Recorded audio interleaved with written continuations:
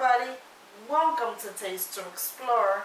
My name is Darlene and today I am so thrilled to show you another great and amazing turkey dish. Now, I had made at least a good 2 other turkey dishes that you need to check it out because it's always good to have different options. But this one, my friend, is absolutely amazing. The rum, the seasons, everything works together beautifully. It's like a food heaven. I mean, when I came up with this recipe and I tasted it the first time, after tweeted here and there, I absolutely adore it.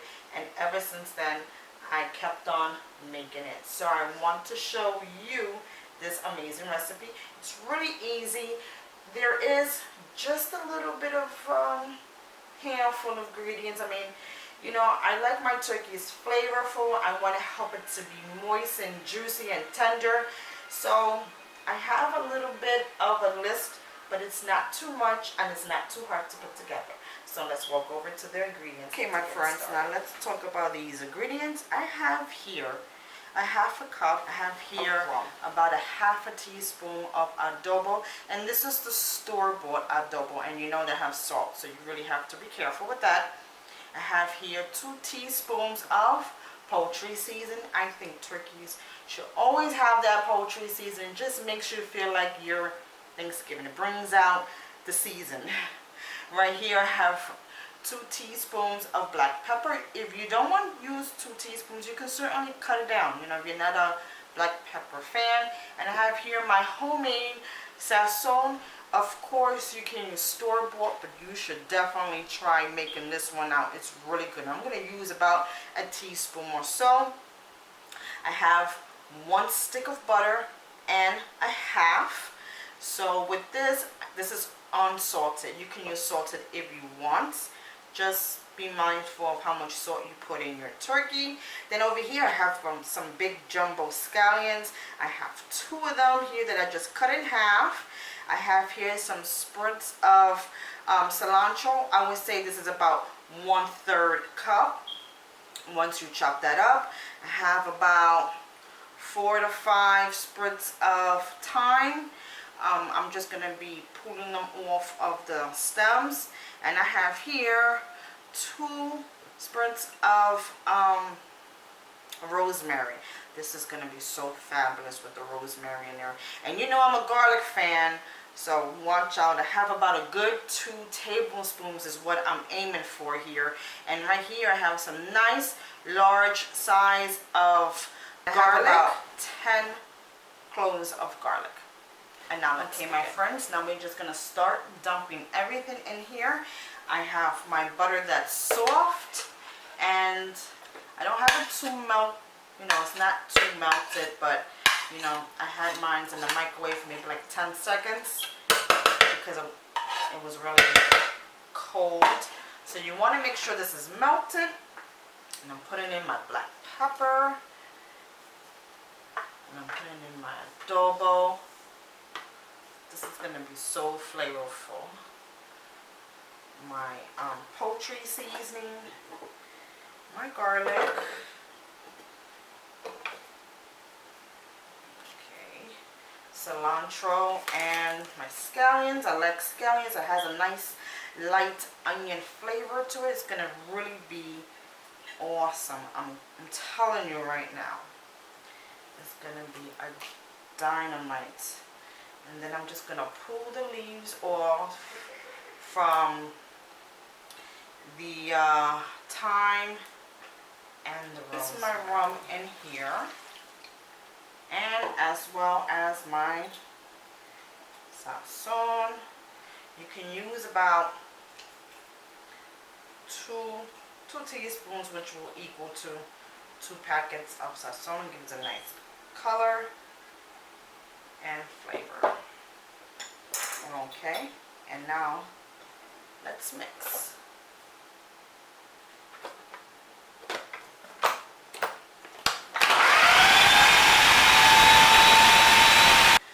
Okay guys, I'm going to show you how this looks. It's a little bit on on the chunky side, very little bit. And that's how you want it. You want it to be a little chunky, very tiny bit. I mean, it's like smooth in one end and a little bit chunky in the other leg. And that's okay if it comes out like that, because it's just gonna get cooked through and become like a wonderful paste. You see how it's nice? All right, guys, right here I have a good 20-pound turkey, and this was a frozen turkey that's nice and thawed and clean. I removed the giblets and any other, you know, remaining fat that I feel like it doesn't need. I took it out. Now, like I said, right here, you see how you see the herbs pressing through? It's like almost like confetti in there. That's exactly how you want it. You want it nice. You want it to be able to see the herbs. And oh, it's just going to be phenomenal. It smells good already as a seasoning. I haven't even put it on my turkey yet. Alright guys, so now let's begin on seasoning our turkey. Now, you need the butter in here that is going to lubricate your turkey. It is going to be phenomenal. You're not going to even need to babysit it. And what I mean by babysitting it is you're not going to need to baste your turkey. That's one step you don't have to worry about. Now right now, with my clean hands, I'm going to put my fingers just right under the skin without tearing it. Please be careful, and if you have any rings on, remove them, because it will tear your skin, and you don't want that. You don't want to poke holes in your turkey because you're going to risk it of drying out. You want to capture the moisture in here, not let it go out. So right now I'm just going to lift up this other skin, and this is necessary because we're going to put some of the filling in here. I want flavor in every nook and cranny inside this turkey. Every area is going to be flavored. And like lotion, you're going to pretend this is lotion, turkey lotion. And you're going to put this inside here, your seasoning. You're going to put about a tablespoon or so, even 2 tablespoons depending how big your turkey is. And you're just going to stuff it on each side of the breast. You can stuff it in the front, or you can stuff it in the back, or you can stuff it in just both angles, just to make sure that everything has a good coating of it. You never want to under season your turkey. I mean, it would taste like nothing. I hate that. I hate to taste a turkey that tastes like nothing. I want flavor. And this mixture is going to be great as your turkey, let me set this turkey up. As your turkey develops juices, as it cooks, as it bakes, it's going to produce such an amazing gravy. And that's the gravy that we're going to use for making homemade gravies. And that will be in another video. So, stay tuned for that one, my friend. Alright, so I think the breast side got all that goodness. And you're just going to rub on every area of your turkey. Okay guys, now this turkey needs to marinate in the refrigerator between 1 and 2 days. And that's exactly what I'm going to do. So in my roasting pan, I'm going to place a nice heavy duty aluminum foil. And just cover, and whatever sticks on the aluminum foil you can just scrape off and put it right back on top of the turkey, like turkey lotion. But this goes in the refrigerator, and I'm gonna leave it there for at least a good 24 hours, at least the minimum, just so that way the flavors can intensify and it could really, really, really stick through the turkey. We want this turkey to have a tremendous amount of flavor, and it's gonna happen this way. I wouldn't rush this and just season it and just stick it in the oven. I mean, you can, but it is more flavorful if you just let it marinate in the refrigerator between 24 and 48 hours. And I'll see you right back when that time comes. Okay guys, now let's begin. Right here I have a large turkey pan, I would say, and I washed it really well. Right here I have a turkey bag that I opened it up so to fit the turkey in it. And over here I have my vegetables. I have 3 big white Spanish onions that I cut in half. I have about 4 spritz of thyme, fresh thyme. I have here the jumbo carrots. I have about 3 of them in here, or cut up so I can fit them in here. And I also have some celery. I have 3 stalks of celery that I cut as well, because we're going to stuff some in the turkey, and the remaining bunch we're just going to put it and lay it like a bed for our turkey to be in. So now let's begin.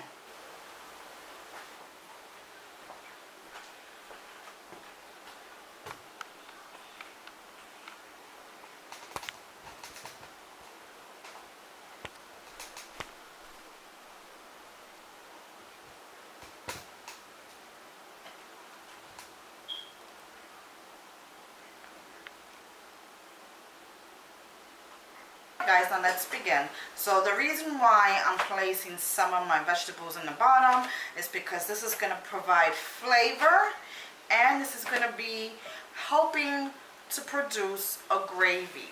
So I'm just going to put a little bit of onions, a little bit of carrots in here, and the spritz of thyme.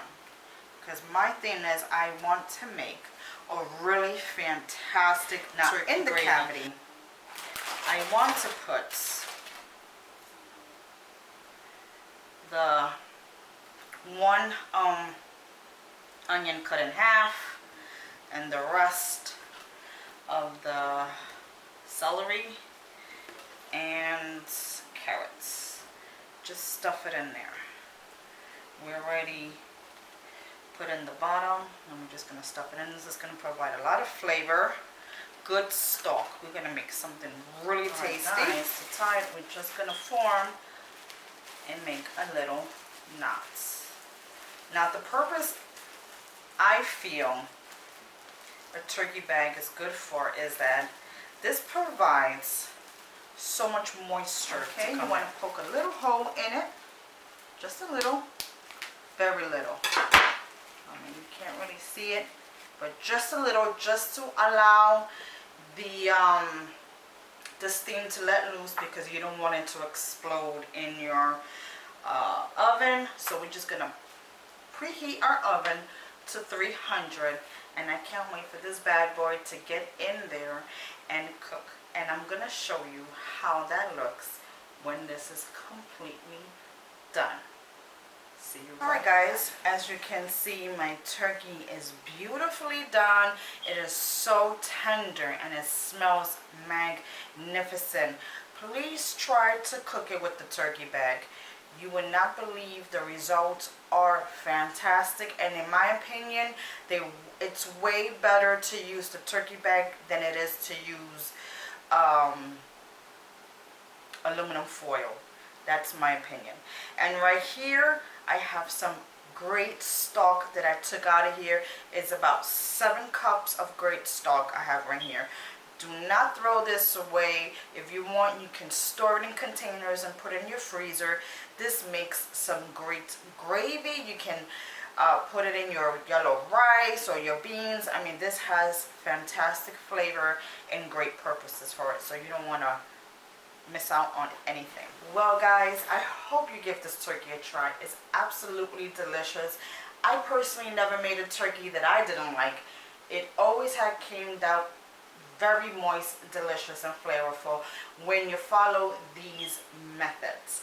Always use a turkey bag. They're phenomenal. It's like the turkey's personal sauna. You don't have to baste it, and it cooks it really quick. You can get a 20-pound turkey to be done between 3.5 and 4 hours. Now, how I did it was I left it on for 3.5. I turned the stove off and allowed my turkey to sit there still, which it gives it a little bit more additional time cooking because it's still cooking underneath the heat.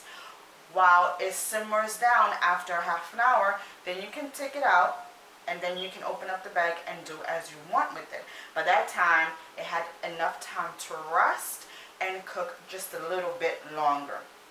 It produced such amazing stock, and I'm going to use it for an upcoming video to make my homemade turkey gravy, so you got to stay tuned for that. Thank you so much for tuning in. Have a blessed and wonderful Thanksgiving. I pray that you enjoy it with your family or your close loved ones.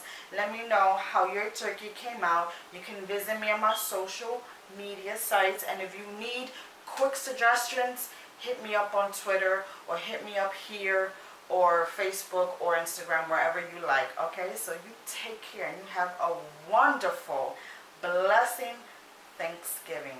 Take care. Bye-bye.